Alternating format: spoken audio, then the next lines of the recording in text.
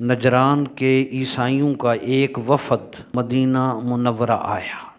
عیسائیوں کا وفد دلائل کے باوجود وہ اپنے مذہب پر عیسائی قائم رہے۔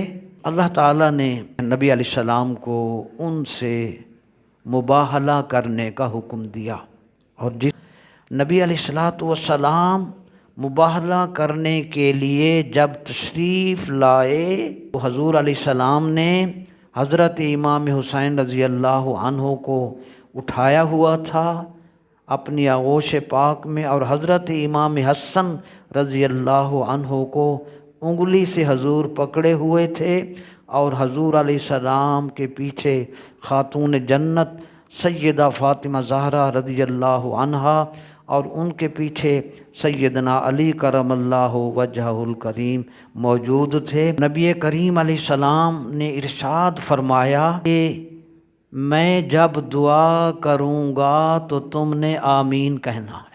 سچائی اسلام کی ہو، دعا مصطفیٰ کی ہو، اور آمین ان پیاروں، تو پھر قبولیت کتنی ہوتی۔